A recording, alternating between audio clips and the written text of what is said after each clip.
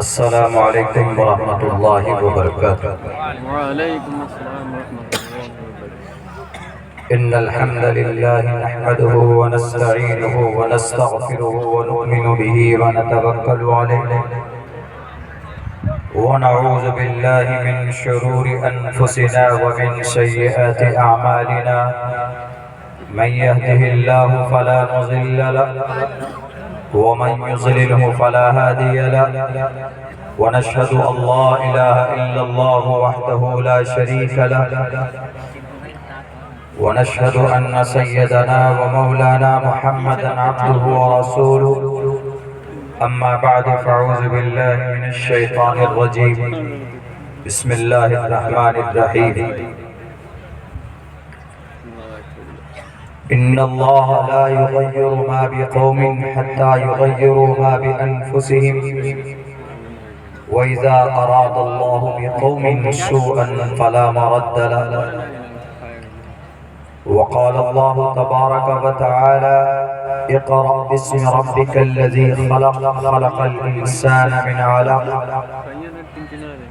वक़ाल अल्लाहु तबारक व तआला फ़िल क़ुरआनिल मजीद फ़स्अलू अहलज़ ज़िक्रि इन कुन्तुम ला तअलमून। सदक़ल्लाहुल अज़ीम। क़ाल रसूलुल्लाहि सल्लल्लाहु अलैहि वसल्लम तलबुल इल्मि फ़रीज़तुन अला कुल्लि मुस्लिम। वक़ाल रसूलुल्लाहि सल्लल्लाहु अलैहि वसल्लम अना ख़ातिमुन नबिय्यीन ला नबिय्य बअदी औ कमा क़ालन नबिय्यु अलैहिस्सलातु वस्सलाम। All compliments, all physical prayer and all monetary worship are for Allah. Peace be upon you, O Prophet. Allah's mercy and blessings, peace be upon us and righteous slaves of Allah subhanahu wa ta'ala. I bear witness that no one is worthy except of Allah subhanahu wa ta'ala. In the name of Allah, the most gracious, the most merciful. My Lord, expand me my grace, it is my task for me. Remove the impediment from my speech so they may understand what I say. उदारा सर्व एवैति ज्ञानी तात्मेव मयिमतम् आस्थितः सहियुक्तात्मा मामेवामुत्तमां गति। बहुनाम जन्मनामन्ते ज्ञानवान् मां प्रपद्यते वासुदेवः सर्वमिति समहात्मा सुदुर्लभः।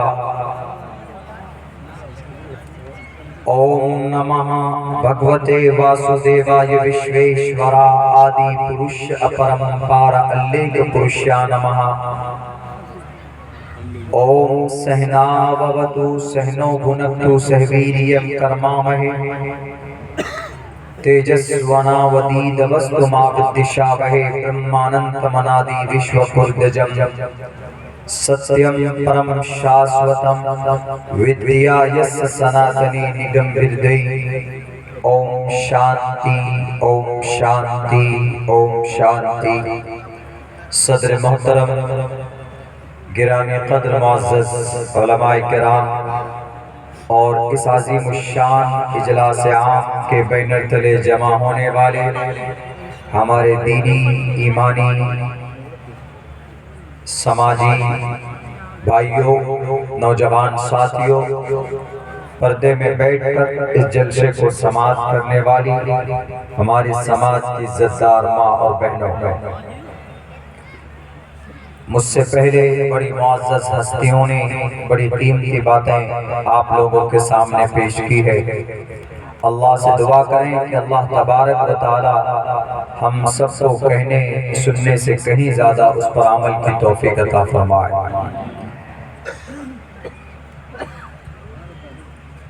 मुझे आप लोगों के सामने एजुकेशन तालीम के उन्वान पर बात करने का मन कर रहा है।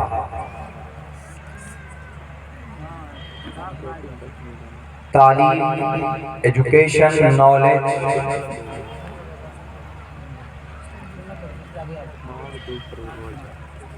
एक ऐसा फील्ड है, एक ऐसा हथियार है,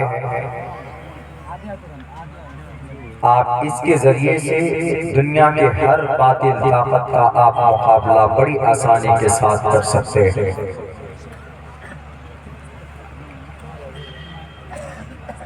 और जिस कौम में तालीम हो, जिस कौम में जानकारी हो, जिस कौम में नॉलेज हो, ज्ञान हो,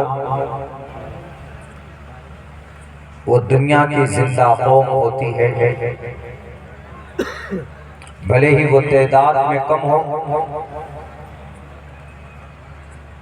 एक अलग मसला है कि मौलाना कौन सी तालीम, कौन सा ज्ञान और कौन सी नॉलेज की आप बात कर रहे हैं, इसकी किस्में बाद में बयान की जा सकती हैं। अगर आपको यकीन नहीं आता, 1945 में जमीन पर एक मुल्क कायम होता है। अब से तकरीबन 76-77 साल पहले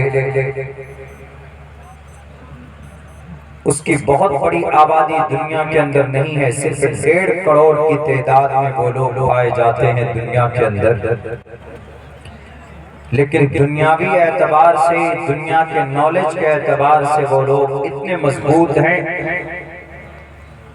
कि दुनिया की कोई कौम उनका मुकाबला नहीं कर सकती तालीम के मैदान में, नॉलेज और ज्ञान के मैदान में। वो दुनिया के दूसरे काम बाद में करते हैं, पहले अपनी जिंदगी और अपनी जात को तालीम से आरास्ता करते हैं। मैं शायद उस कौम का नाम आप लोगों के बीच लूं तो आपको ताज्जुब और हैरानी होगी। वो कोई और नहीं बल्कि वो जुडाइज्म है, यहूदी है, और जिनका मुल्क 1945 में इसराइल के नाम से बसाया गया। यहूदी दुनियावी एतबार से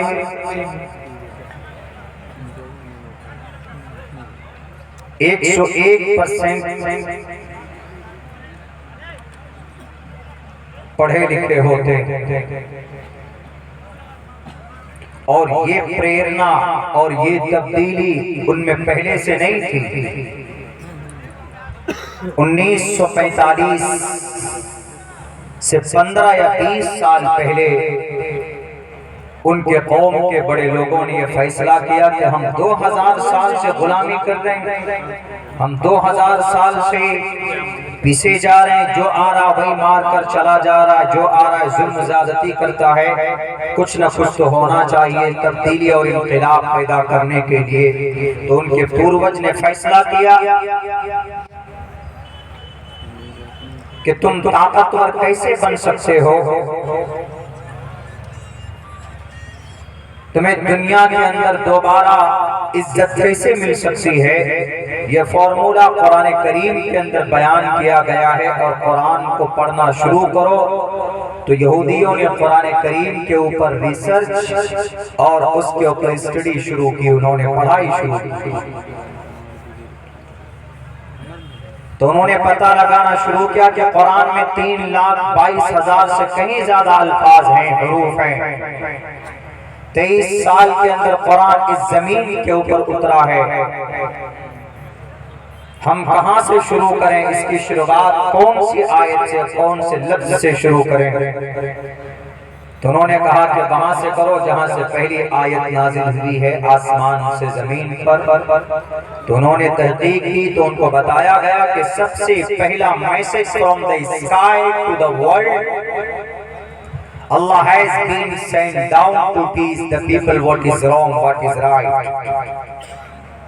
कि अल्लाह तबारक व तआला ने आसमान से जमीन पर जो सबसे पहला पैगाम भेजा है कुरान करीम में मौजूद है और वो ये अल्फाज हैं, इक़रा बिस्मि रब्बिकल्लज़ी खलक़ खलक़ल इंसान मिन अलक़। उन्होंने कहा कि what is the meaning of इक़रा, इक़रा का मतलब क्या है? This is Arabic word. उन्होंने कहा इक़रा के माने to study, to read, to get knowledge. इसका मतलब है पढ़ो, तालीम हासिल करो। तो उससे रिजल्ट ये निकाला लफ्ज इक़रा से आगे पीछे नहीं। इक़रा बिस्मि रब्बिकल्लज़ी, बिस्मि रब्बिकल्लज़ी को छोड़ देता है। अगर वो उसको आगे पढ़ता, उस पर रिसर्च करता तो ये दुनिया की जालिम कौम नहीं बनती। उन्होंने सिर्फ लफ्ज़ इक़रा पर मेहनत शुरू की, पढ़ने के ऊपर, नॉलेज हासिल करो, ज्ञान हासिल करो। उससे उन्होंने ये रिजल्ट निकाला है कि अल्लाह के नबी को अल्लाह तबारक व तआला ने लफ्ज़ इक़रा से पैगाम क्यों देना चाहते हैं? तो उन्होंने कहा कि मोहम्मद रसूलुल्लाह एक ऐसे माहौल में पैदा हुए, बर्पा हुए, आपको नबूवत दी गई जहां दुनिया की तमाम बुराइयां मौजूद थी, सारी खराबियां पाई जाती थी। अगर बुराई को सारी खराबियों के बीच में, सारी बुराइयों के बीच में अगर उसकी इस्लाह की कोई ऑप्शन है तो उन यहूदियों ने ये रिजल्ट निकाला तो सिर्फ तालीम का है, ज्ञान का है, नॉलेज का है। इसीलिए उन्होंने ये फैसला किया कि आज से हम पेट भरकर खाना नहीं खाएंगे, आज से हम अय्याशी नहीं करेंगे, मौज मस्ती नहीं करेंगे। उन्होंने जगह जगह पर यूनिवर्सिटी कायम की और जगह जगह पर तालीमी इदारे कायम किए। यहाँ तक के 36 ऑर्गेनाइजेशन वजूद में लाई गई, 36 तंजीमें वजूद में लाई गई इन यहूदियों के जरिए। आज तक वो यहूदी तंजीमें पाई जाती है और उन्होंने तालीम के मैदान में इतना काम किया है, दुनियावी तालीम, टेक्नोलॉजी के ऊपर, साइंस के ऊपर, जहां वो फंस जाते कुरान करीम को उलट कर देखते थे कि इस मसले का हल अगर कहीं पर है तो कुरान करीम के अंदर है। वो भी खुदा को एक मानते हैं। हजरत मूसा अलैहिस्सलाम की भटकी हुई कौम का नाम जुडाइज़म है। अल्लाह तबारक व तआला ने बहुत सारी नेमतों से इन्हें नवाजा था। कुरान करीम के अंदर कई जगह पर इनका नाम लेकर बाज़ाब्ता इनको पुकारा गया है, कहा गया है।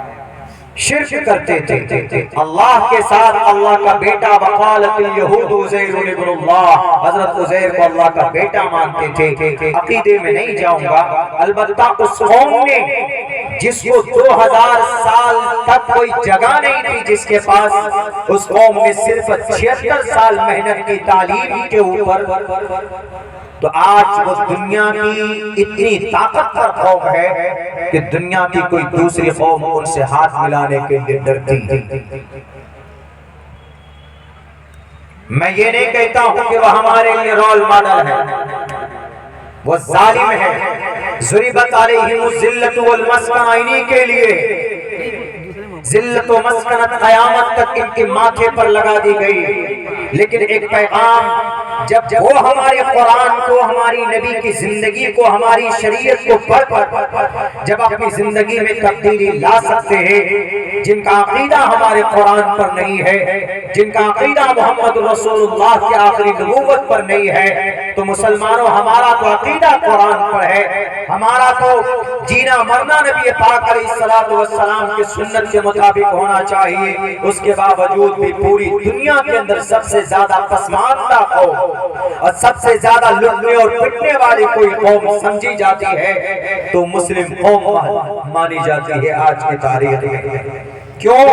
क्योंकि हमारा अकीदा और ईमान इतना स्ट्रॉन्ग कुरान के साथ और शरीयत के साथ नहीं है जितना इन लोगों का है।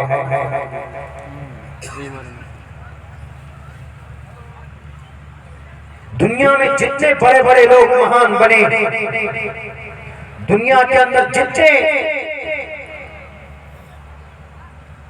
तारीखी शख्सियत आई हैं, वो ऐसे नहीं। अभी नाम लिया गया शेर हिंदुस्तान टीपू सुल्तान का, फतेह अली खान टीपू सुल्तान।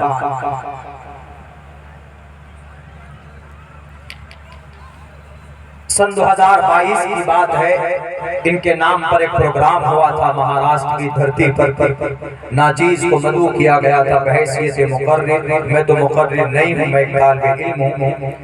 मुझसे बड़ी बड़ी हस्तियां आपके स्टेज पर मौजूद है। मैं एक अदना सा तालिब इल्म दारुल देवबंद से सन 2011 में मैं निकला हूँ। मुझे मदऊ किया गया, उनको मुझे कहा गया कि आपको टीपू सुल्तान की जीवनी के ऊपर बात करनी है। तब जब मैंने उनकी जिंदगी के ऊपर मैंने मुताला शुरू किया तो ये सारी बातें सामने आई। टीपू सुल्तान, कुछ बात उनमें थी ऐसी जो आज हमारी नस्ल के लिए, न्यू जनरेशन के लिए इंस्पिरेशन है, सबक है। टीपू सुल्तान एक सिपाही था, एक जनरल का, एक कर्नल का बेटा। दो भाई थे जिनके अब्बा को बचपन में ही जेल के अंदर डाल दिया गया था। इनके बाप ने वसीयत की थी, नसीहत की थी कि टीपू सुल्तान दो काम कभी मत छोड़ना, तुम्हें कुछ भी हो जाए तुम्हारी जिंदगी के अंदर, एक पाबंदी से नमाज पढ़ना और एक कुरान करीम की तिलावत करना।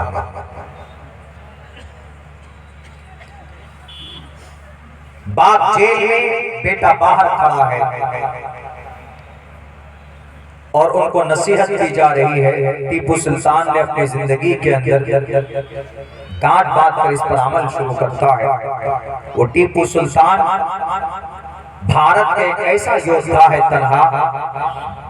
बड़े बड़े योद्धा भारत के अंदर आए, बड़े बड़े पहलवान भारत के अंदर आए, लेकिन इस टीपू सुल्तान के अंदर जो गुण और जो ताकत थी वो दुनिया, वो भारत के किसी और योद्धाओं में वो ताकत नहीं दिखती।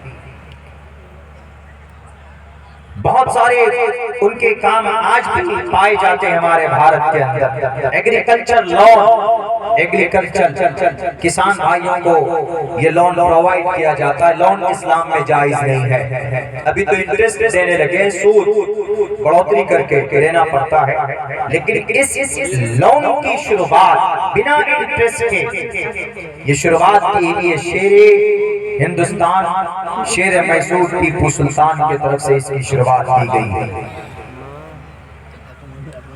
इन्होंने अपनी जिंदगी के अंदर मरते दम तक, जिस दिन शहीद हो रहे थे, शहीद होने वाले हैं, उस दिन भी उस मशगले को, उस दिन भी उस अमल को उन्होंने नहीं छोड़ा। ऐसे ही उनका नाम शेर हिंदुस्तान में नहीं लिया जाता। तारीख पैदा करो, तारीख बनाओ अच्छे नाम के साथ। करप्ट, घोटालेबाज, लुटेरे, दंगाइयों के नाम पर तारीख नहीं बननी चाहिए। हिस्ट्री और इतिहास में अगर नाम लिया जाए तो अच्छे काम के साथ आपका नाम जुड़ा हुआ हो तो ज्यादा अच्छा होता। फिरौन का भी नाम लिया जाता, लेकिन फिरौन का नाम आते ही उसका जुल्म लोगों के सामने आता। हिटलर का भी नाम लिया जाता, लेकिन हिटलर का नाम आते ही 6 करोड़ यहूदियों का कातिल लोगों के सामने में छा जाता। नमरूद का भी नाम आता, खुदाई दावा करने वाला, इस दुनिया के ऊपर जालिम, जुल्म तशद्दुद करने वाला नमरूद का भी नाम लोग याद करते। बुख्त नसर का भी नाम लिया जाता, लेकिन जुल्म सामने आता। नाम ऐसा हो, तारीख में अगर आपका नाम आए तो अच्छे काम के साथ और अच्छे आमाल और अफाल के साथ आपकी तारीख लिखी जानी चाहिए। टीपू सुल्तान ने अपनी मस्जिद की बुनियाद रखने की उन्होंने सोची। वो आज भी वो मस्जिद श्रीरंगापट्टनम मैसूर के अंदर मौजूद है। पिछले साल मेरा जाना हुआ, बिलखस मैं गया वहां पे उस मस्जिद की ज़ियारत के लिए कि टीपू सुल्तान ने उस मस्जिद की बुनियाद रखी। उन्होंने शर्त रखी थी 1799 में मस्जिद की बुनियाद रखनी। उन्होंने ऐलान करवाया कि इस मस्जिद की बुनियाद वही रखेगा जिसकी जिंदगी के अंदर कभी भी 40 साल से कभी भी उनकी फर्ज नमाज कज़ा ना हुई हो, वो शख्स इस मस्जिद की बुनियाद रखेगा। बहुत देर तक मजमे के अंदर खामोशी छाई रही, कोई आगे नहीं बढ़ता है। कुछ देर के बाद खुद ही कदम बढ़ाकर उस मस्जिद की बुनियाद डालते हैं और फिर माइक में ऐलान करते हैं। उस वक्त जो भी सूरत हाल होगी लोगों तक बात पहुंचाने की, उसके जरिए से लोगों में ऐलान करते हैं कि माफ कीजिएगा कोई नहीं आया तो मुझे अपना ये राज बताना पड़ा। मेरी 40 साल से कभी भी फर्ज नमाज मेरी कज़ा नहीं हुई। एक बादशाह है, एक योद्धा है, लेकिन जिंदगी के अंदर नमाज इतनी पवित्र चीज, पाबंदी की चीज है कि 24 घंटे के अंदर 5 वक्त नमाज अदा करनी पड़ती। वो सफर में जाए, वो हजर में जाए, वो जंग में जाए, हर मौके पर उन्होंने नमाज पढ़ी। यही वजह है कि जिस दिन शहीद होने वाले थे, हर दिन फर्ज नमाज के बाद, फजर की नमाज के बाद एक पारा कुरान करीम की तिलावत, ये शेरे हिंदुस्तान, शेरे श्रीरंगापट्टनम मैसूर का ये शहजादा टीपू सुल्तान की तिलावत की आदत थी। फजर की नमाज पढ़ते, पहले तहज्जुद पढ़ते, वक्त गुजारते, फजर की नमाज पढ़ते, फिर फजर की नमाज के बाद एक पारा डेली कुरान करीम की तिलावत किया करते थे। लेकिन जिस दिन इनको शहीद होना था, जिस दिन इनकी आखिरी वक्त था, उस दिन 2 पारे कुरान करीम की तिलावत करते और फिर मैदान में निकलते हैं घोड़े पर बैठकर और दोनों हाथ में तलवार लेते। जब चारों तरफ से तीर और गोलों की बारिश होती तो टीपू सुल्तान अपने किले से बाहर निकल जाते। उनके किले से 500 मीटर की दूरी पर उनको शहीद किया गया और उस दिन इनके हाथ में एक तलवार नहीं थी, बल्कि एक दाएं हाथ में एक तलवार थी। बाएं हाथ में जहां पर ढाल होनी चाहिए, ढाल की जगह पर भी दूसरी तलवार थी। दुनिया ने देखा, जनरल हॉर्स ने देखा कि आज भारत के अंदर हमने टीपू सुल्तान का वो रूप देखा जो आज तक किताबों में हम पढ़ते थे कि कोई यमदूत ही ऐसा कर सकता है। लेकिन इस जमीन के ऊपर आज हमने दोनों हाथों से बैठकर, दोनों हाथों से तलवार चलाता हुआ आज किसी को देखा है तो उसका नाम शेर मैसूर, श्रीरंगापट्टनम का शहजादा, वो टीपू सुल्तान फतेह अली खान था। और ये 2 ताकत, दोनों हाथों में ताकत आई कहां से थी? डेली एक पारे की तिलावत करते थे तो एक हाथ में ताकत थी। उस दिन 2 पारे की तिलावत की तो अल्लाह तबारक व तआला ने उनके दोनों हाथों में ताकत दी। और ये कहा जाता है तारीख के अंदर आज तक कोई योद्धा पैदा नहीं हुआ जो बैक वक्त दोनों तलवारों से जालिमों के सामने खड़ा हुआ हो। अगर ये नाम किसी, अगर ये खासियत किसी के साथ, ये हुनर और ये फन किसी के साथ जोड़ा जाता है तो उसका नाम टीपू सुल्तान फतेह अली खान। ये ताकत कहां से आई थी? ये ताकत अच्छे आमाल की वजह से। वो खैर फिर अपने लोगों की उसमें जाल में फंस कर वो शहीद हो गए। लेकिन जब वो शहीद हुए हैं 2-3 घंटे तक किसी की हिम्मत नहीं थी कि टीपू सुल्तान के पास जाए। उनकी लाश को देखकर भी डर रहे थे। जनरल हॉर्स के सिपाही, जनरल हॉर्स दूर से किसी तरह पता लगाया कि भाई इनका डेथ हो चुका है, मौत हो चुकी है। तब उनके सीने पर खड़े होकर कहा था जनरल हॉर्स ने कि वी वॉन, आज से भारत हमारा है।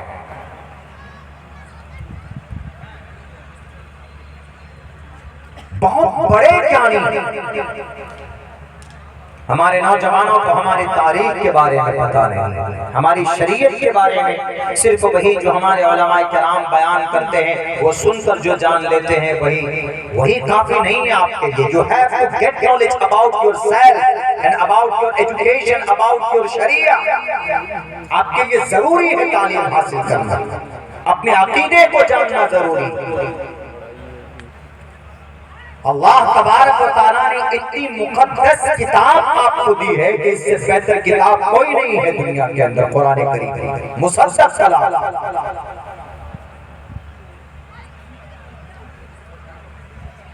इतनी ताकत है इस कुरान में। आयरन डोम फेल है आज की तारीख में। दुनिया की सबसे ज्यादा डिफेंस सिस्टम का नाम आयरन डोम बोला जाता था। इसराइल में ये आयरन डोम पाया जाता है। आयरन डोम का मतलब अगर कोई मिसाइल से हमला करे तो नीचे से उसको आसमान में उसको नष्ट किया जा सकता है। ये सिर्फ इसराइल के पास है, ये सिर्फ जुडाइज्म के पास है, यहूदियों के पास है। ज्ञान के जरिए से उन्होंने इसको वजूद में लाया, इसको बनाया। लेकिन सिर्फ 5000 जवान है सरजमीन अंबिया को बचाए हुए। 55,000 टन बारूद बरसाया गया है 7 अक्टूबर से लेकर आज तक सरजमीन अंबिया गजा पट्टी की धरती पर। लेकिन खात्मा नहीं हुआ उस जगह का। पता है कौन सी ताकत है? दुनिया की कोई ताकत उनके साथ नहीं खड़ी है, कोई ताकत नहीं। जजीरतुल अरब भी नहीं है। सारे अलग अलग अपनी अपनी इज्जत बचाने पे लगे हुए हैं और अपनी आफियत समझ रहे हैं। लेकिन अगर तने तनहा उस जमीन अंबिया में एक मुकद्दस जमात है और उसमें 5000 नौजवानों की तादाद है और उस आयरन डोम का मुकाबला करते हैं, उनके बारूद का मुकाबला करते हैं, और आपको ताज्जुब और हैरानी हो सकती है वो 5000 नौजवानों में से 3800 नौजवान वो है जिनके सीने में कुरान पाक है, वो हाफिज कुरान है। ये कुरान की ताकत आज भी आपको देखनी है तो जाइए गजा पट्टी की धरती पर कि ये कुरान क्या है। आज तो हमारे नौजवान कुरान तो दूर की बात है, मगरिब की नमाज के फौरन बाद एकदम IPL देखने लग जाते थे। माई 11 सर्कल ऐप पर 50-50 रुपए डोनेट वो करते थे, टीम बनाते, 2-2, 3-3 टीम बनाते थे। महीने में 1500 रुपए आपके चले गए, मिला क्या आपको? कुछ नहीं। कभी 10 रुपए जीतते हैं आप, कभी 5 रुपए, और कभी आप 0-0 का लॉलीपॉप थमा दिया जाता था। अगर ये 1500 रुपए किसी मदरसे में आप रसीद कटा दें तो हमारे उलमा इकराम के पसीने के बूंद कम हो जाए, जो रमजान में ये पसीने बहा बहा कर मदरसों को चलाते थे। आपके इरादे की, आपकी नस्ल की तकदीर बदल जाए। नॉलेज बहुत जरूरी है मुसलमानों के लिए, हमारे हिंदू भाइयों के लिए भी। श्रीमद् भगवद गीता में यूं कहा गया है कि आदमी अगर महान बनना चाहता, बहुनाम जन्मनामन्ते ज्ञानवान माम प्रपद्यते वासुदेवा सर्वमिति समहात्मा। जब आदमी महात्मा बनता है, महात्मा बनने के लिए जरूरी है उसको ज्ञानी होना। ज्ञानी नहीं तो महात्मा नहीं बन सकता। उदारा सर्व एवैते ज्ञानी, इस मंत्र में बहुत अच्छी बात कही गई। अगर मेरे हिंदू भाई बैठे हैं तो आज से आप ये फैसला कीजिए कि आप बहरूपियों के बहकावे पे नहीं, जुमलेबाजों के बहकावे पे नहीं, बल्कि आप अपने शास्त्र को पढ़ेंगे, उस पर आप अमल करेंगे। मैं नहीं कहता कि आप हमारा कुरान पढ़िए, मैं नहीं कहता कि आप हदीस पढ़िए, मैं नहीं कहता कि मोहम्मद रसूलुल्लाह की जीवनी पढ़िए। आप पढ़िए, श्रीमद् भगवद गीता पढ़िए, आपको अच्छा पैगाम वहां मिल सकता।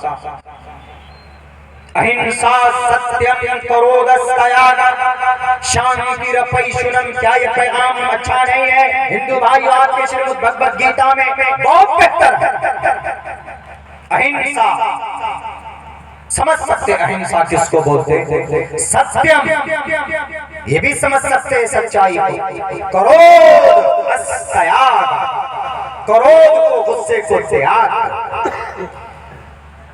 अहिंसा सत्यम क्रोधस्तयाग, इन तीनों चीजें ऐसी है अगर आप इनको फॉलो करेंगे, शांतिरपैशुनम दया बुलेश्वरूप तवहीरी चापा, तो ये चीजें कहां से आएंगे आप में? जब तक आप ज्ञान हासिल नहीं करेंगे, जब तक आप पढ़ेंगे नहीं, जब तक आप टटोलेंगे नहीं, तो आपको पता ही नहीं चलेगा। इसीलिए श्रीमद् भगवद गीता के अंदर में चूंकि 5वां वेद माना जाता, ऋग्वेद हर हिंदू भाई के घर पे ना हो पॉसिबल है। हर हिंदू भाई के घर के अंदर ईश्वरीय ग्रंथ ना हो प्रश्नोत्तरी ना हो, यजुर्वेद ना हो, सामवेद ना हो, पुराण ना हो, उपनिषद ना हो, पॉसिबल है। लेकिन गीता तकरीबन 60-65% हमारे हिंदू भाइयों के घर के अंदर अवेलेबल किताब हो सकती है, वो पढ़ सकते हैं। अहिंसा सत्यम क्रोध त्याग शांति रपैशुनम दया बुलेश करो लोक तब हीर चापला। अहिंसा, जुल्म के बाजार को गर्म मत करो। सत्यम, सदा सत्य बोलो, झूठ बोल बोल कर लोगों को लड़ाओ नहीं। नफरत पैदा करते हैं झूठ बोलकर।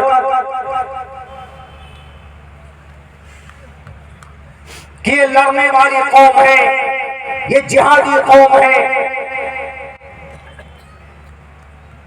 कौरव पांडु ने लड़ाई नहीं की। महाभारत के मैदान के अंदर, रामायण के मैदान में रावण के लंके को जलाने के लिए श्री रामचंद्र जी के साथ, क्या यहाँ तक के छोटे जानवर गिलहरी, आपके उत्तर प्रदेश में ये छोटा सा ये जानवर पाया जाता, इन्होंने भी कंट्रीब्यूट की है। जब रावण के लंके के रावण को के मुकाबले के लिए श्री रामचंद्र जी गए तो क्या रावण के मिटाने के लिए श्री रामचंद्र जी ने अपनी सेना नहीं बनाई थी? हाँ, ये जब आप पढ़ोगे तब पता चलेगा। क्या दुर्गम राक्षस के लिए, वध के लिए दुर्गे माता ने दुर्गम राक्षस के वध के लिए भगवती माँ ने दुर्गम राक्षस, ये ऐसा जालिम था कि कुर्सी पर बैठा सिर्फ जुल्म करता था। सारे लोग परेशान हो गए, सारे गए ब्रह्मा के पास और उनसे ब्रह्मा से कहा कि आप कुछ कीजिए, ये दुर्गम राक्षस का जुल्म बढ़ता जा रहा है, हम कैसे इनको रोकें? उन्होंने कहा कि ठीक है, मैं रोकने की कोशिश करता हूँ।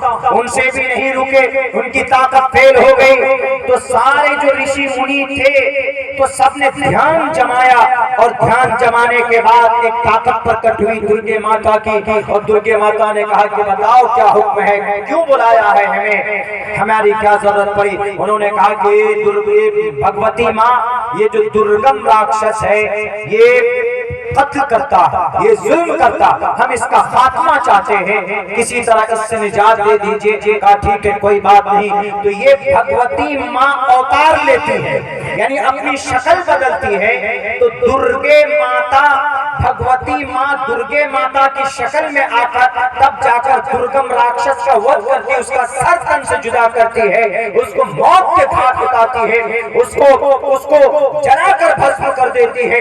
तब से उनका नाम पड़ा है दुर्गे माता, दुर्गम राक्षस की वध की वजह से। कभी कभी लड़ाई जरूरत बन जाती। हमारे मोहम्मद रसूलुल्लाह जंगे बद्र में गए, कोई वजह थी। जंगे उहद में गए, जालिम सर पर चढ़ बैठे थे। अल्लाह के नबी ने ग़ज़वा खंदक, ग़ज़वा हुनैन, ग़ज़वा तबूक, अल्लाह के नबी अलैहिस्सलाम ने ये नहीं कि तलवार उठाई और चले गए किसी भी कौम पर आक्रमण करने के लिए, नहीं, बल्कि यूं कहा गया है कि जैसे महाभारत के मैदान में श्री कृष्ण जी ने कहा था श्री अर्जुन को कि कुतस्तवा कश्मलिनम विश्वेशम उपस्थितम अनार्य जुष्टम कीर्ति कर्म जुनः। श्री कृष्ण जी ईश्वर हैं, 8वें अवतार हैं विष्णु के। वो श्री कृष्ण जी कहते हैं कि अर्जुन उठाओ हाथ में तलवार और बुज़दिल मत बनो, ताकतवर बनकर मुकाबला करो इन अधर्मियों का। बुज़दिल मत बनो, इनका मुकाबला तुम्हें करना होगा, इनके सामने खड़ा होना होगा। फिर महाभारत की जंग चलती है, कौरव और पांडवों के बीच में लड़ाई होती है। पांडव फिर वहां जीतते हैं और कौरव हार जाते हैं। नहीं जना, मुसलमान तो लड़ने वाली कौम है, मुसलमान तो लड़ाई करने वाली कौम है, गलत अफवाहें फैलाई जाती है। इसीलिए हम कहते हैं कि नॉलेज जरूरी, to get knowledge you have to necessary, you have to compulsory and to get knowledge about Islamic शरीयत। इस्लामिक शरीयत को पढ़िए, कुरान को पढ़िए। कुरान किसी इंसान की लिखी हुई किताब नहीं है, अल्लाह तबारक व तआला का कलाम है। कोई एक लफ्ज इधर से उधर नहीं कर सकता, एक हर्फ इधर से उधर नहीं कर सकता, ये अल्लाह का कलाम।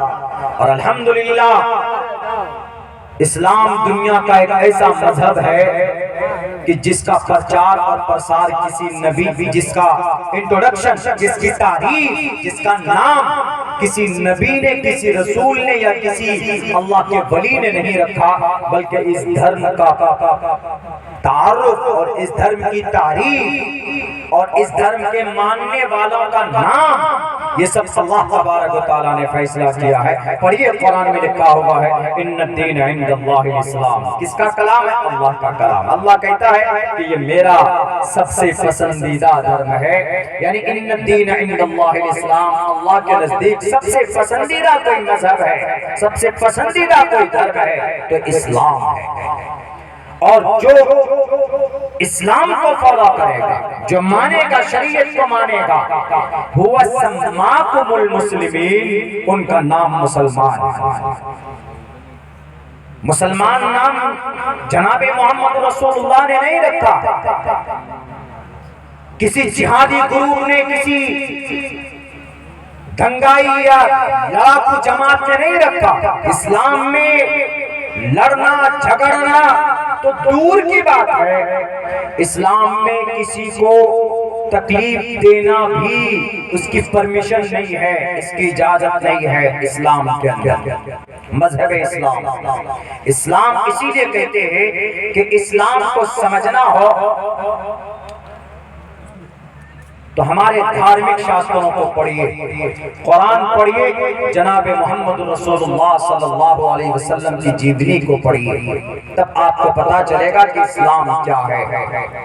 नहीं पढ़ सकते हमारे कुरान को, हमारे उसको, तो दुनिया के अंदर हर ग्रंथ में, दुनिया के अंदर हर हिस्ट्रिकल बुक में मोहम्मद रसूलुल्लाह सल्लल्लाहु अलैहि वसल्लम के पैगाम को लिखा गया, उनके फीचर्स को लिखा गया, उनके सिफात को बयान किया गया। किसी न किसी शक्ल के अंदर मौजूद है। दुनिया के लोग अगर चाहें तो पढ़ सकते हैं और दुनिया के लोग तो फायदा उठा रहे हैं, लेकिन अफसोस तो खुद हमारी कौम पर है। हम उम्मते मुस्लिमा इतना खूबसूरत संविधान अल्लाह तबारक व तआला ने कुरान करीम की शक्ल में हमें दी है, हम मुसलमान अमल नहीं करते हैं, तब जाकर अल्लाह तबारक व तआला किसी जालिम को मुसल्लत करता है आपके कुरान के और आपकी शरीयत के खिलाफ कोई पैगाम या कोई इस तरह की स्ट्रेटेजी तैयार करने की जिसको बदल दिया जाए।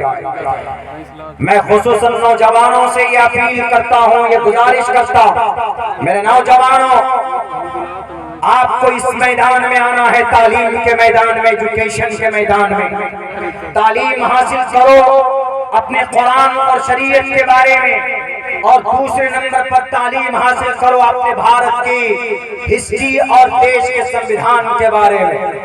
और अगर कोई बोलता है संविधान के खिलाफ और हमारी शरीयत के किसी भी मसले का गलत डेफिनेशन पेश करता है तो आपको नॉलेज होना चाहिए, जैसे आप फिल्म की स्टोरी याद कर लेते हो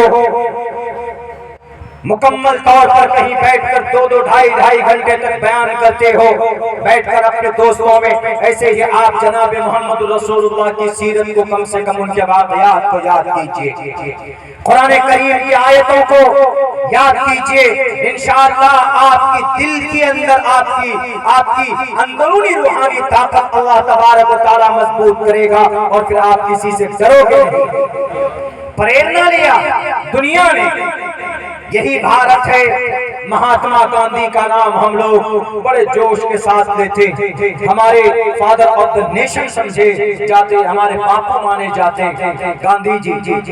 पहले सूट बूट पहनते थे, बैरिस्टर की पढ़ाई की थी, लंदन से उन्होंने डिग्री ली थी, लेकिन पता है क्यों वो धोती में 2 कपड़े पहनते थे, एक धोती जो नीचे बांधते थे, एक चादर के तौर पर लपेट कर 2 ही कपड़े पहनते थे। क्यों, कैसे, किस चीज से प्रभावित हुए वो जब 1926 में आए अपने मुल्क हिंदुस्तान के अंदर, भारत के अंदर आए, जब वो लंदन में थे, कैम्ब्रिज यूनिवर्सिटी के अंदर, ऑक्सफोर्ड में, लंदन में जब उनकी तालीम हुई तो वो वकालत के लिए वकील थे बहुत बड़े, इसीलिए उनको बैरिस्टर कहा जाता है।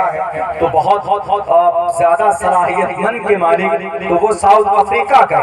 तो वहां पर साउथ अफ्रीका से उन्होंने आंदोलन शुरू किया, तहरीक शुरू की देश से अंग्रेज को भगाने की। जब साउथ अफ्रीका से भारत आ गए तो उन्होंने सत्याग्रह एक आंदोलन की शुरुआत की। अफ्रीका से शुरू किया था उन्होंने, लेकिन बाज़ाब्ता उनकी जो सियासी गुरु थे उन्होंने उनको कहा कि तुमको मैदान में उतरना होगा, तुमको जमीन पर जाना होगा, जाओ तुम सत्याग्रह की शुरुआत करो।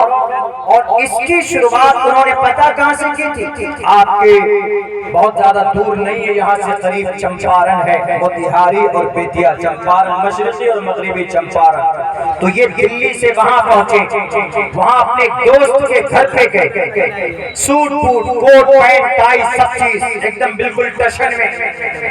और उन्होंने कहा कि ठीक है भाई, तुम्हारे घर पे आया, अब मैं निकलना चाहता हूँ, मैं सत्याग्रह की शुरुआत यहीं से करना चाहता हूँ, लेकिन मैं चाहता हूँ कि मेरी सत्याग्रह की शुरुआत हो, मैं तुम्हारे घर में जो माताएं हैं, जो बहनें हैं, मैं उनसे आशीर्वाद लेकर शुरू करना चाहता हूँ। उन्होंने कहा कि ठीक है, हम बुलाते हैं। उस घर में दो लेडीज थी, दो औरत थी, एक माँ और एक उसकी बीवी। उनके दोस्त की एक माँ थी और उनकी बीवी थी, दो ही औरतें उस घर में थी। तो उसकी उन्होंने माँ को बुलाया, माँ आई, उनसे आशीर्वाद लिया, माँ चली गई। 5 मिनट के बाद फिर उनकी बीवी आई, फिर उनसे आशीर्वाद लिया, फिर चली गई।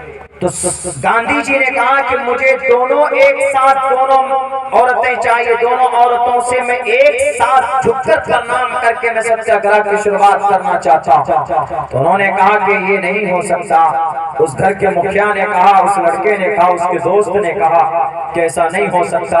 कहा क्यों नहीं हो सकता?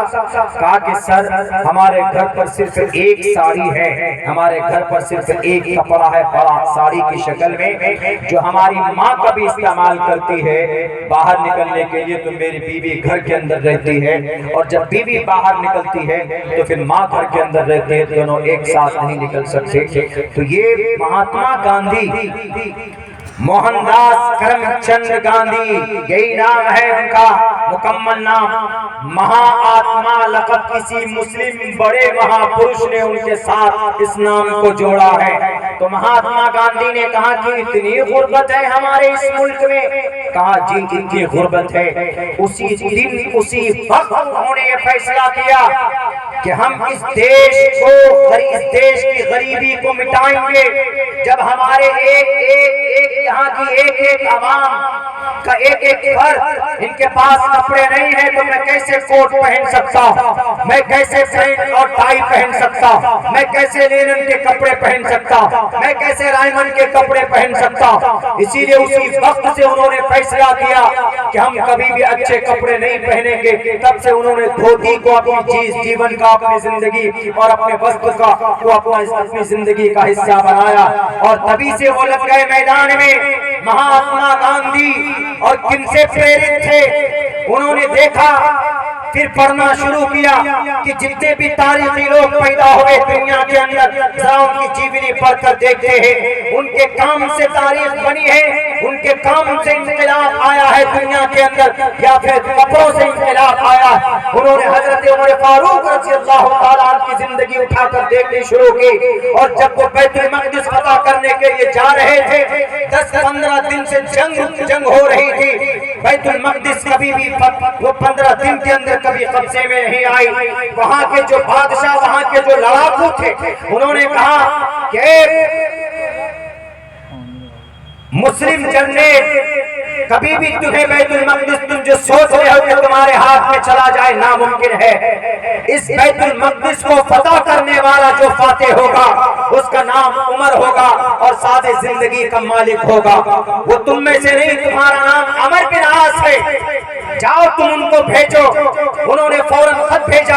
हजरत अबू उबैदा बिन जर्राह खत भेजते जनाबे अमीरुल मोमिनीन उमर फारूक के दरबार में। उमर फारूक फौरन अपने सादे सफर बांध कर अपने एक गुलाम को लेते हैं, एक गुलाम को, और फिर ऊंट पर बैठते हैं, बारी बारी ऊंट पर बैठते हैं। आज के जमाने में आज के ये जो उद्योगपति लोग होते हैं एयर कंडीशन रूम में होंगे और उनके जो नौकर होते हैं उनके घर की आसाइश और आराम और सुकून जो उनको देते हैं वो बेचारे गर्म छत के नीचे सोते। उमर फारूक रजी अल्लाह ताला अन्हु ने कहा अपने गुलाम से कि तुम बैठो ऊंट पर, जब मैं थक जाऊंगा तो तुमको बैठना है और जब तुम थक जाओगे तो मैं बैठूंगा।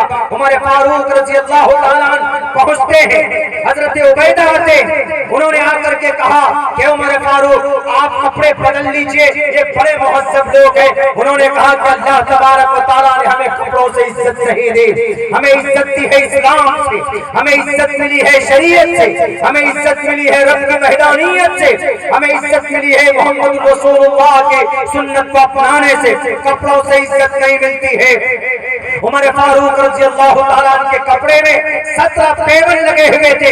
इनकी सादगी को देखकर वो जो जर्नेल था जुडाइज्म का और कम्युनिस्ट फौजों का, आर्मी ईरानी फौजों का, उन्होंने फौरन चाबी पकड़ करके कहा कि उमर फारूक आप हैं, आप 22 लाख मुरब्बा मील के प्राइम मिनिस्टर हैं, आप 22 लाख मुरब्बा मील को आपने फतह किया है, शाम को आपने फतह किया, इराक को आपने फतह किया, ईरान को आपने फतह किया है, मिस्र को आपने फतह किया। आप हैं उमर फारूक, वो उमर फारूक आप हैं जिसको देखकर 40 कदम पहले शैतान अपना रास्ता बदल दिया करता। कहा कि हाँ मैं उमर फारूक हूँ, मैं उमर फारूक हूँ। बताओ उमर फारूक रजी अल्लाह ताला के हाथ में उनके साथी को देखकर उनसे मुतासिर होकर चाबी दे दी गई। उमर फारूक के इस वाक़े को देखकर गांधी जी इतने मुतासिर थे, उन्होंने कहा कि अगर दुनिया के अंदर तब्दीली लाई जा सकती है तो उमर फारूक और अबू बकर सिद्दीक की जिंदगी उनके लिए रोल मॉडल है, मोहम्मद रसूलुल्लाह की जिंदगी उनके लिए रोल मॉडल है। लेकिन आज कोई नहीं जानता, आज उमर फारूक की जीवनी को कोई नहीं जानता, सब भुला चुके।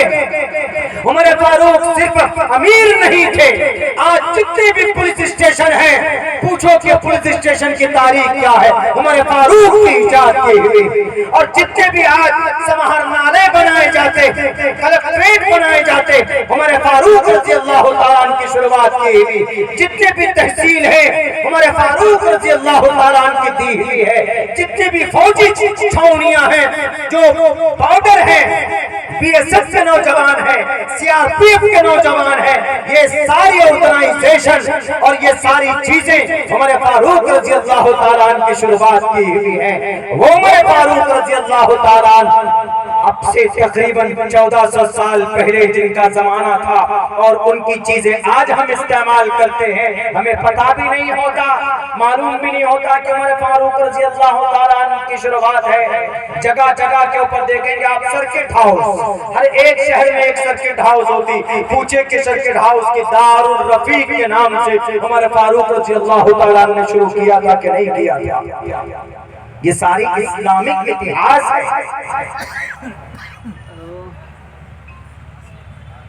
जब तक हम बोलेंगे नहीं इन चीजों को तो लोग क्यों समझेंगे कि इस्लाम का मतलब नमाज पढ़ो, रोजा रखो, ज़कात दो, नारे तकबीर अल्लाहु अकबर कहो। नारे तकबीर अल्लाहु अकबर को गलत समझ लेते थे। अभी झारखंड में एक प्रोग्राम में जाना था, ईद के बाद कई प्रोग्राम था, तो वहाँ पर एक चौराहे पर वो मुखिया जी थे, प्रोग्राम कराया तो नौजवान बच्चों ने नारे तकबीर अल्लाहु अकबर का नारा लगाया। तो वहाँ पर करीब में हमारे हिंदू भाइयों का एक मंदिर था, तो वहाँ कुछ नौजवान ने ये डिसाइड कर लिया कि अच्छा ये नारे तकबीर अल्लाहु अकबर बोलेगा तो हम लोग भी बोलेंगे कुछ न कुछ। तो उन्होंने भी अपने हिसाब से उन्होंने अपने धार्मिक नारा लगाना शुरू किया, जय श्री राम, जय जय श्री राम का नारा लगाना शुरू किया कंपटीशन में आकर के। तो वो ये समझते हैं कि नारे तकबीर जो लगाते हैं अल्लाहु अकबर, इसका एक ही मतलब समझते हैं कि हिंदुओं को मारो, उसका एक ही मतलब समझते हैं, बस ये समझा दिया गया। नारे तकबीर का मतलब जिहाद करो, नारे तकबीर अल्लाहु अकबर, अल्लाहु अकबर का मतलब जिहाद करो, मारो काटो नहीं। अल्लाहु अकबर का मतलब है अल्लाह सबसे बड़ा। इसको ट्रांसलेशन अगर करेंगे संस्कृत में, अद्धा देव महान वसुर दयावान, कोई हर्ज नहीं है अगर मुसलमान अल्लाहु अकबर बोलता है। अगर वो किसी को चिढ़ाने के लिए बोलता है तो गलत है। अगर वैसे ही बोलता है कि चलो भाई कुछ नौजवान है थोड़ा जोश देते, नारे तकबीर अल्लाहु अकबर बोल दिया, तो एक अलग मसला है। उमूमन जब जंग होती थी सहाबा के जमाने में, तो उस वक्त जंग के मैदान में जोश दिलाने के लिए नारा लगाया करते थे। आजकल तो हमारे नौजवान कहीं पर भी लगा देते थे। नमाज हो ना जिंदगी में, बस नारे तकबीर अल्लाह, नारे तकबीर अल्लाह। उड़ीसा गए प्रोग्राम में, वहां तो गाड़ी लेकर आते बाज़ाब्ता माइक लगा कर, उसमें एक छोटे बच्चे को माइक थमा दिया, वो क्या बोल रहा है, मारे तकबीर अल्लाह, मारे तकबीर अल्लाह। उसको हमने रुकवाया, हमने कहा कि बंद करो। 5-5, 6-6 गाड़ी लेकर गए बुलाने के लिए। हमने कहा कि बहुत अच्छा।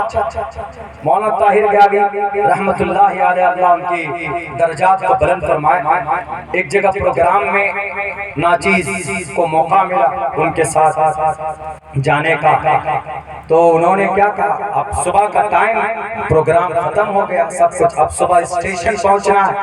अब रात के थके हुए थे सब लोग, सो गए। जो इंतजामिया जलसा कमेटी के लोग थे वो सब अपने अपने जगह पर चले गए। शायद वो लोग भूल गए कि भी मौलाना लोगों को पहुंचाना भी। तो खैर हम लोगों ने अलग से कोई गाड़ी वगैरह का नज़्म करके हम गए। तो उसी सफर में मौलाना बोलने लगे कि भाई जब लेकर आए थे तो 5-5 गाड़ी थी, लाए दुल्हन के तरह, और अब जाने की बारी आई तो छोड़ दिए मुतल्लका औरत की तरह। तो वो अपनी सीट के पास, दोनों सीटों के बीच में जो जगह थी उस कैबिन में वही लोग थे तो नमाज पढ़ रहे थे। कुछ नौजवान साइड में बैठे हुए थे, उन्होंने बस कहा कि नहीं भाई ये तो मौलाना लोग जिहाद शुरू कर दिए, नमाज को जिहाद समझ रहे हैं वो, कि देखो जिहाद शुरू कर दिया उन्होंने। बस हर जगह हर चीज उनको जिहाद नजर आती।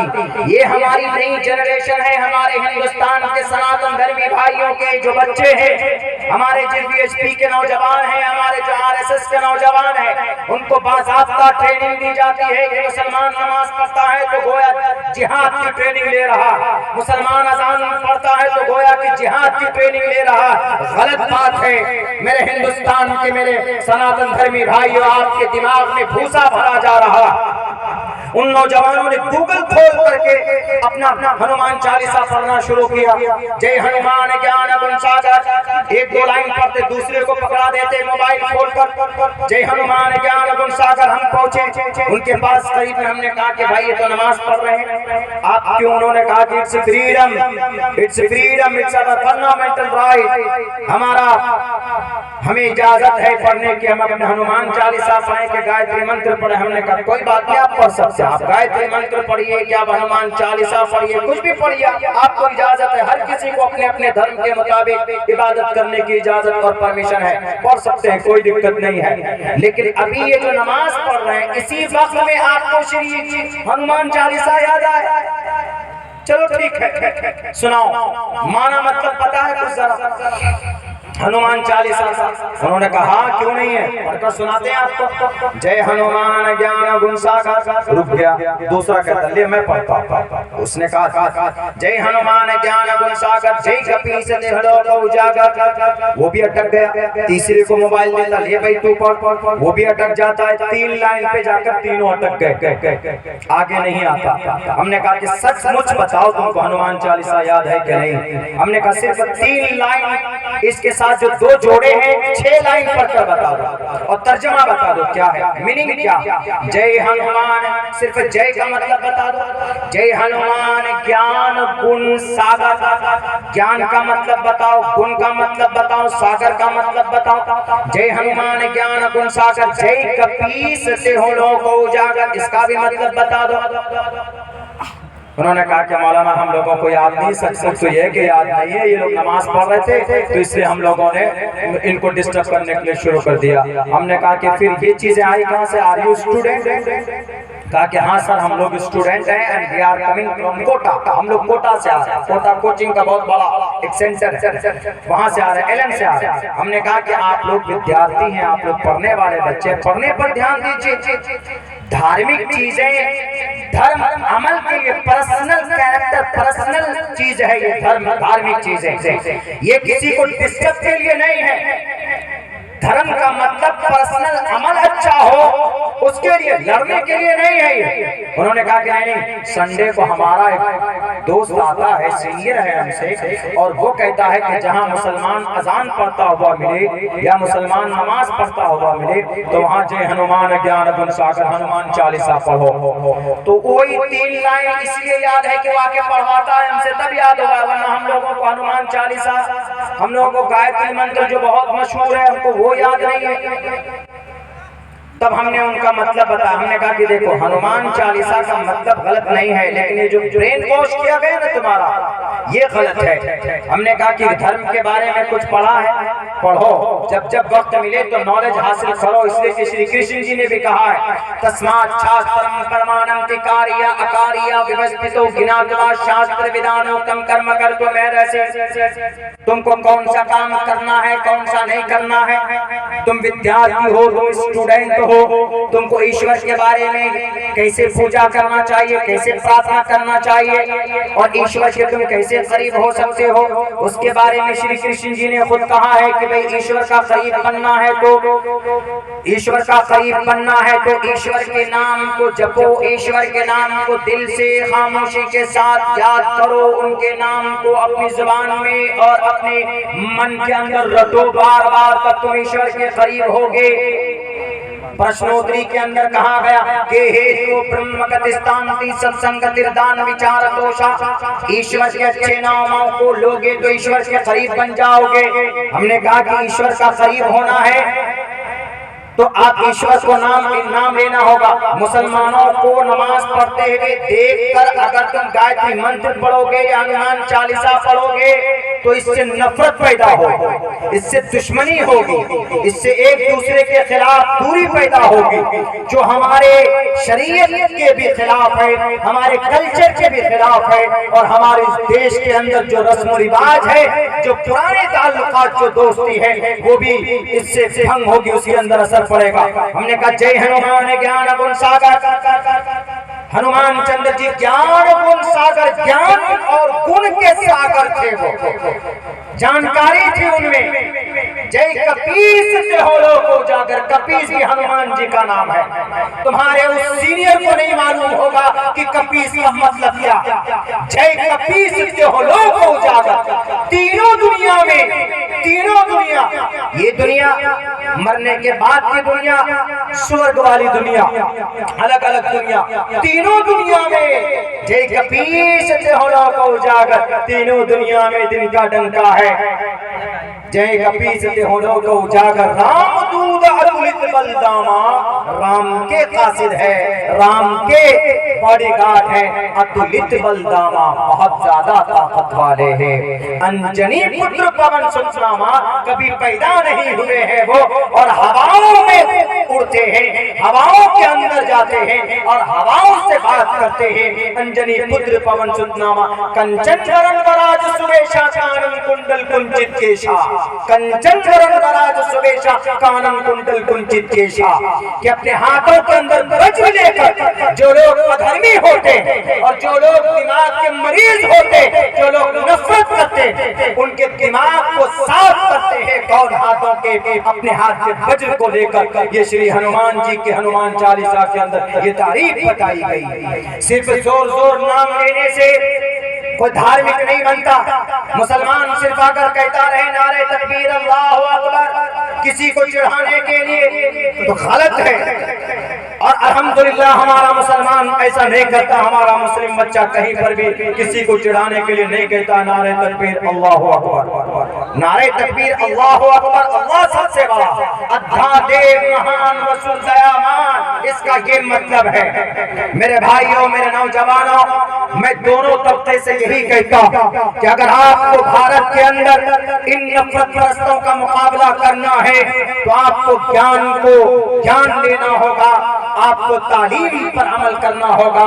अगर आपने तालीम पर मेहनत की, मेरे नौजवानों, मेरे साथियों, आज आपके हाथों के अंदर मोबाइल है, कितने मिसयूज करते हैं आप अपने इस मोबाइल को और अपने कीमती वक्त को। यहूदी इतने ताकतवर ऐसे नहीं बने।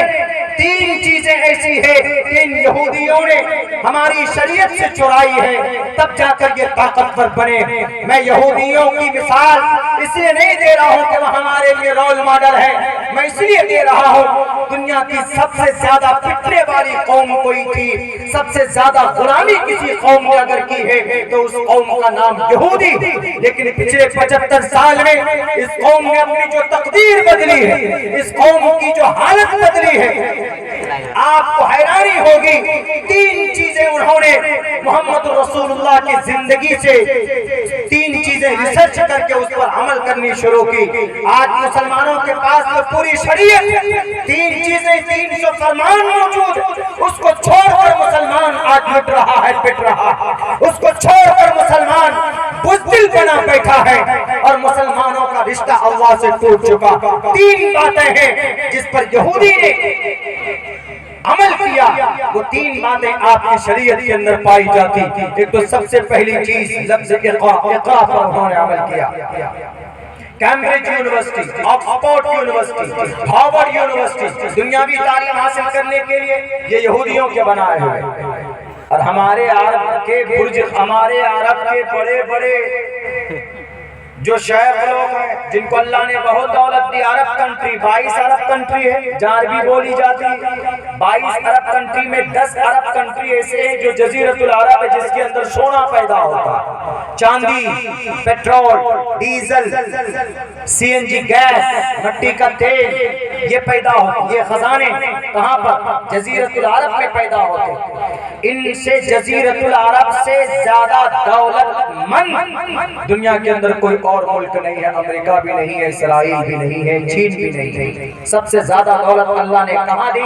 जजीरतुल अरब में दी। और सबसे बड़ी दौलत तो कुरान की दौलत है जो जजीरतुल अरब में मदीनतुल मक्कतुल मुकर्रमा, मदीनतुल मुनव्वरा के अंदर। जजीरतुल अरब में 10 कंट्री और उन 10 कंट्री में सबसे ज्यादा मालदार यूएई है, यूनाइटेड अरब अमीरात। बताइए आप इन 10 कंट्री के अंदर कहीं पर भी आपको कोई बहुत बड़ा तालीमी मदरसा मिल सकता है? आपको नहीं मिलेगा। कोई बड़ी यूनिवर्सिटी मिल सकती है? आपको नहीं मिलेगी। कोई बड़ी कोचिंग सेंटर है? आपको नहीं मिल सकती। कोई बहुत बड़ा इस्लामिक रिसर्च के लिए कोई बड़ी ऑर्गेनाइजेशन है? नहीं है। इन यहूदियों को देख लीजिए, लफ्ज़ इक़रा पर अमल करने के लिए इन्होंने बड़ी बड़ी यूनिवर्सिटी बनाई। और कैम्ब्रिज लंदन के अंदर में हार्वर्ड यूनिवर्सिटी और ऑक्सफोर्ड यूनिवर्सिटी इन्होंने बनाई। दुनिया के अंदर में टॉप 10 यूनिवर्सिटी में इनका नाम आता। इक़रा पर अमल करते हैं। और यही वजह है कि यहूदी का 5 क्लास का बच्चा हमारा इंटर किया हुआ बच्चा मुकाबला नहीं कर सकता है। उसकी माँ तरबियत करती, पेट में बच्चा है, माँ तरबियत करती। पेट में 6 महीने के बाद माँ पेट के अंदर अपने बच्चे की तरबियत करती। यहूदी औरत, डॉक्टर का रिसर्च है, पढ़ लीजिए। डॉक्टर ने तहकीक की कि यहूदी बच्चे इतने ज़हीन क्यों होते, यहूदी बच्चे इतने शार्प क्यों होते। उसकी माँ से पूछा गया तो उसकी माँ ने कहा कि हम बच्चियों को हम अपने बच्चों को जब वो 6 महीने का हमारा बच्चा हो जाता, जब बच्चा सुनने के लायक होता है तो हम उसी वक्त से उसकी ट्रेनिंग शुरू कर देते हैं। हम ब्लैक बोर्ड पे हिस्ट्री पढ़ते हैं। हम ब्लैक बोर्ड पे गणित के सवाल हल करते हैं। हम ब्लैक बोर्ड पे बड़े बड़े जो योद्धा हैं उनकी जीवनी पढ़ पढ़ कर हम लिखते हैं और वो आवाज मेरे बच्चे के कोख में, मेरे बच्चे के ब्रेन में पहुंचती है। वो बच्चा जब माँ के पेट से बाहर निकलता है, 2 साल का, 2.5-3 साल का होता, जब बच्चा बोलने लगता है तो उसका जहन खुद ब खुद इतना कुछ लिया हुआ होता है कि उसको सिर्फ थोड़ी सी गाइडलाइन की जरूरत होती है। ये तरतीब, ये तरीका और ये तरबियत इस्लाम के अंदर था, लेकिन यहूदियों ने चुराया है। तो यही वजह है, मुफ्ती सईद अहमद साहब पालनपुरी रहमतुल्लाह अलैह फरमाते थे, वो कहते थे कि इस्लाम के किसी हुक्म पर अगर कोई मुशरिक या कोई काफिर अमल करता है, कोई काफिर या कोई मुशरिक अमल करता है, इस्लाम के किसी एक हुक्म पर अमल करता है, वो मरने के बाद क्या सवाब मिले या ना मिले ईमान पर दारोमदार है, लेकिन दुनिया के अंदर उसका अच्छा बदला अल्लाह तबारक व तआला उसको जरूर अता फरमाता। मेरे भाइयों, अल्लाह ने दौलत दी हमारे इन बड़े बड़े